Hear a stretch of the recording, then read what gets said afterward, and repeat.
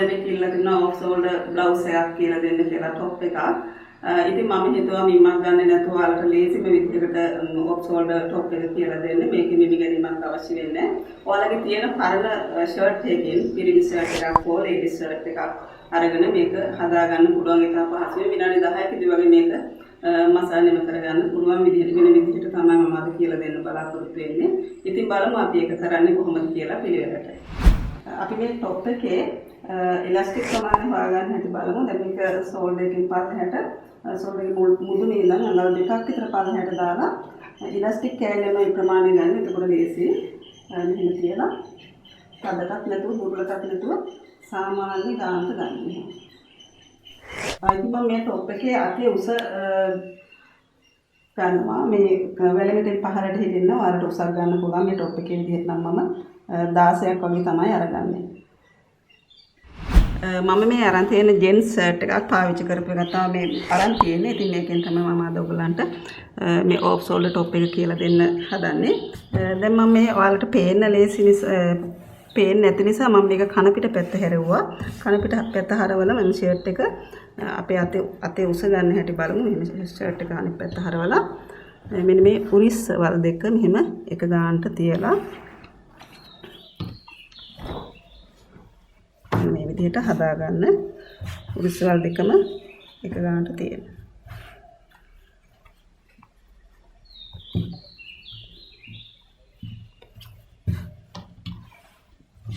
ඊට පස්සේ අපි මේකේ අතේ උස ලකුණු කරමු. මම මෙහුම් වාසි වලටත් එක්ක අතේ උස ගත්තේ 16ක්. මෙතන තියලා මේ පැත්තට 16ක් ගන්නත් පුළුවන්. 16ක් ගත්තොත් මෙන්න මේ කෑල්ල ප්ලැකට් එක අහුවෙන නිසා මම 15ක් ගන්නම්. 15ක් ගත්තා.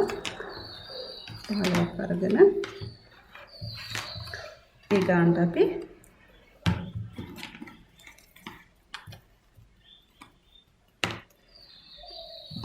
ඒකවත් කරලා කපමු.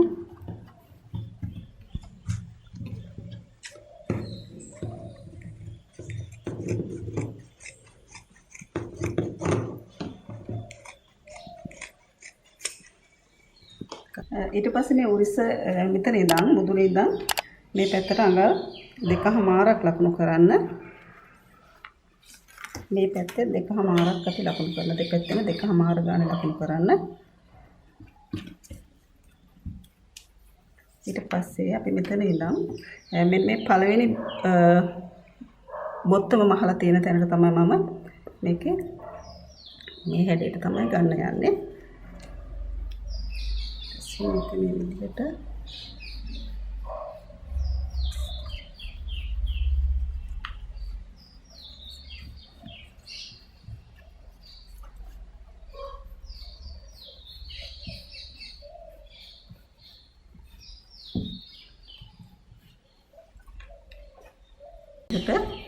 මේක ඇඳ ගන්න. ඇඳලා මේ කොටස තමයි කපලා ඉවත් කරන්නේ.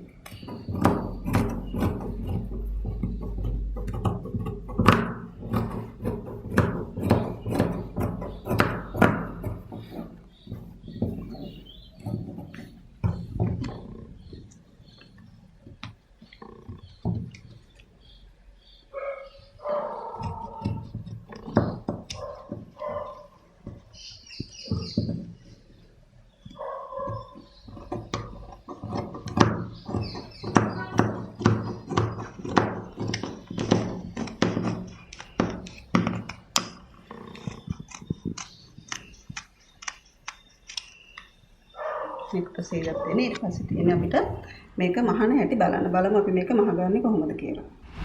මේක තමයි මම ඉලාස්ටික් එක ගත්ත. ඔයගලන්ට සාමාන්‍යයෙන් ස්කර්ට් එකට දාන ඉලාස්ටික් එක ගන්නත් පුළුවන්. මම මෙතෙන්ද අරන් තියන්නේ බ්‍රෂර් මහන්න පාවිච්චි කරනකොට ගන්න ඇදෙන පටියක් තමයි අරන් තියෙන්නේ. අතටත් මම මෙතන පොඩ්ඩක් මේ ඉලාස්ටික් එක තියලා ගෙද කරනවා. අපි බලමු ඒක කොහොමද ගන්න කියලා. දැන් මේ අතේ මේ මිම්ම ගනිද්දි මේ වටේ මිම්මට වැඩිය සාමාන්‍යයෙන් ටිකක් පුංචිවට ගන්න.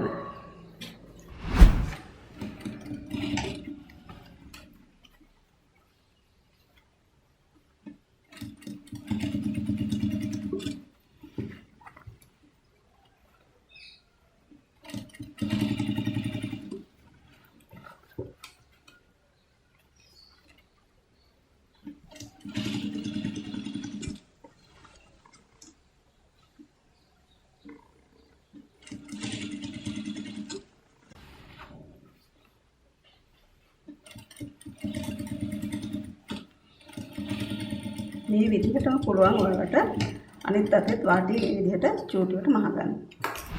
ඊට පස්සේ මම මෙතනට ඉලාස්ටික් එකක් අල්ලනවා පොඩි ඉලාස්ටික් එකක්. ඉතින් මම මේ රේඛාව ඇඳලා තියෙන්නේ වාටිය ළඟ නම් අඟල් එකමාරක් පරතරයේ උසකට තමයි මම ඇඳලා තියෙන්නේ. වටේටම මේ විදිහට ඇඳලා තිනවා. ඊට පස්සේ අපි බලමු මේක ඉලාස්ටික් එක අල්ල ගන්න හැටි.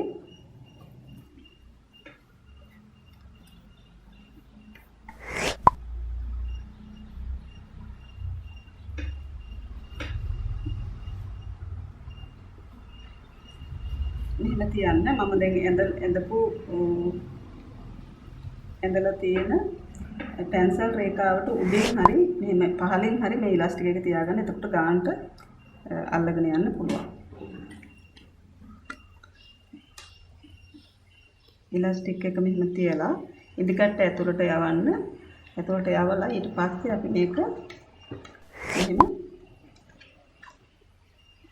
හොඳට අදිනවා. ඇදලා තමයි මේක මහගෙන යන්න ඕනේ. ඒ අනිත් ඉලාස්ටික් කොටසත් අල්ල ගන්න. අත් කොටසට තියලා.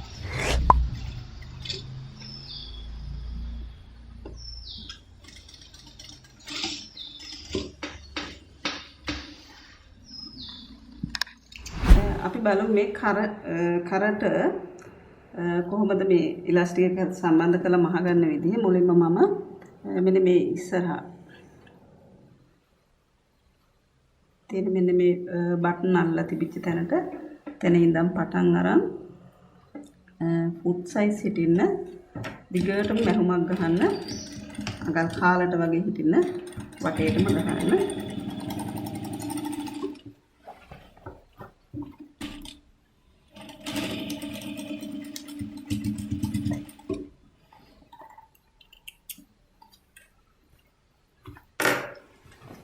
බලන්න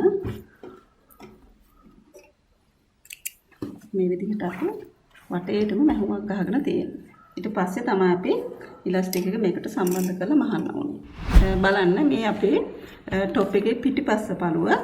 මෙන්න මේක සමානව තියලා මෙන්න මේ අත් කටවල් දෙකට මෙහෙම සමානව තියලා තිබ්බත් කමක් නැහැ. මෙහෙම තියලා මෙතන මැද්ද ලකුණු කරගන්න. නැත්නම් මේක එකපාරට අල්ලගෙන යන්නත් පුළුවන්. ඉලාස්ටික් එක සමහර වෙලාවට අපි අතින් මේකේ වෙනසක් වුණොත් මේ ඉලාස්ටික් අල්ලන විදිහ කැතයි. ඒක නිසා මෙතන මාක් එකක් දාගත්තා. ඒ කියන්නේ පිටිපස්සේ මැද ඒත් එක්කම ඉස්සරහා මෙතන බලමු අපි මේක. ඊට පස්සේ මම ඉලාස්ටික් එකෙත් මේකේ මැද ලකුණු කරලා තියෙනවා. අපි ඩමියාගේ උරිස්ස අතරට දාලා ගත්ත පල්ලට තමයි මේ ඉලාස්ටික් එක මම කපලා තියෙන්නේ. කපලා මේ ඉලාස්ටික් එක මෙතන පුච්චලා තියෙන්නේ. ඊට පස්සේ මම මේකේ මැදත් මේ විදිහට ලකුණු කරගෙන තියෙනවා. ඊට පස්සේ මම මෙතනට මැද්දට මෙහෙම අල්පෙත්තක් ගහන්න. එතකොට මේක එහෙට මෙහෙට යන්නේ. ඊට පස්සේ බලන්න මෙහෙම අරගෙන මෙතනටත් මෙතන මේ මැහුම කියන්නේ බටන් මහපු තැනට මෙහයින් තියලා තමයි මම මේක අල්පනිත්ත රඳවන්නේ. මෙතන ඉඳන් තමයි මම මහගෙන යන්නේ. බලමු අපි මේ පැත්තෙත්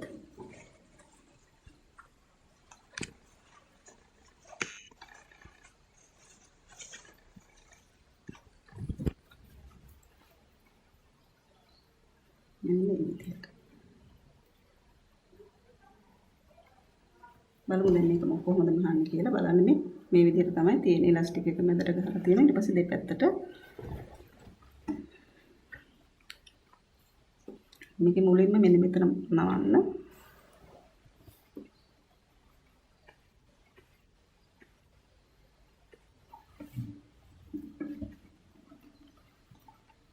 මම දැන් අර ගහපු මැහුම ළඟින් තමයි මේක ඇතුළට නැගෙන්නේ. මෙතන පොඩ්ඩක් ඕන සික්සැක් කරගන්නත් පුළුවන්. මම මේකෙම මෙහෙමක් ගහන්නේ.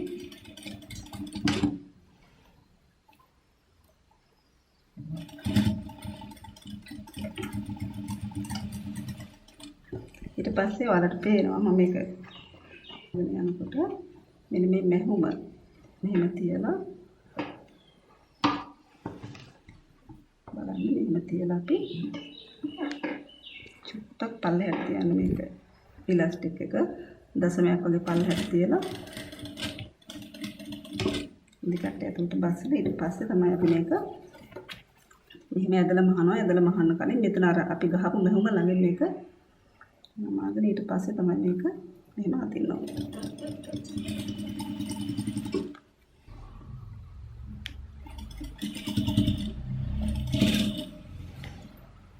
බලන්න මේ මම මැද තමයි මේ තියෙන්නේ. මේක එතකොට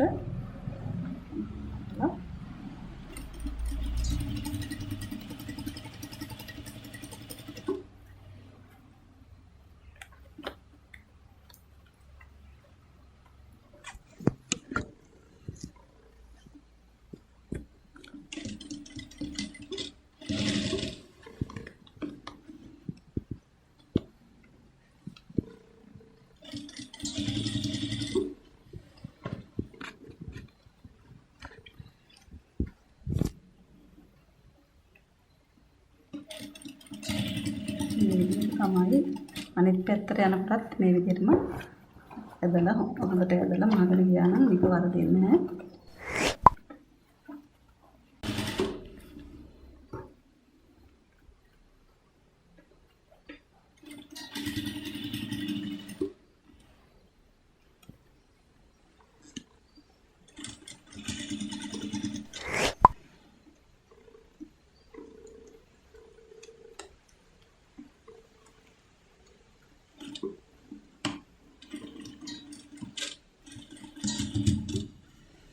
දිගට ඇතුළට බස්සලා අපි මේකේ තව මැහුමක් ගහනවා.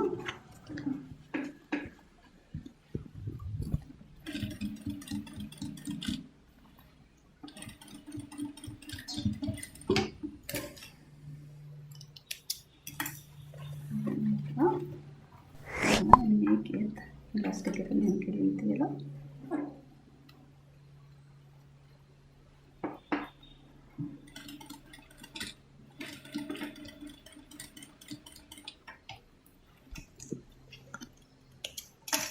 ඉතින් කියලා මෙහෙම ගහලා ඊට පස්සේ අපි නැවත ඉදිකට මෙහෙම ඇතුළට යවලා නැවතත් අපි මේක මේ ගන්නට ඇදගෙන මෙහෙම ගන්න තියෙනවා.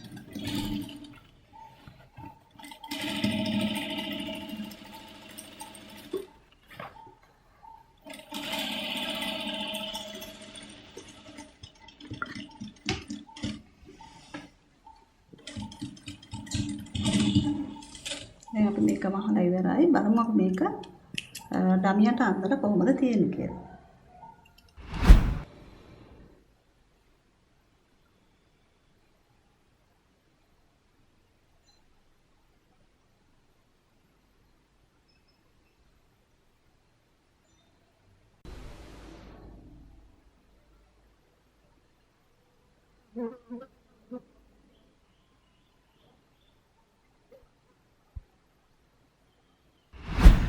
ඉතින් අද මම කියලා දුන්න පාඩමේ මොන හරි ගැටලු තියෙනවා නම් මට කෝල් කරන්න. ඒත් එක්ක යාළුවන්ට බලන්න මගේ පාඩම ෂෙයා කරන්න. ඉතින් මගේ සතුව බොහෝ වීඩියෝස් ගොඩක් තියෙනවා. ඔයගොල්ලන්ට දැනුම ලබා දෙන්න බලාපොරොත්තු වෙන වීඩියෝ කරලා.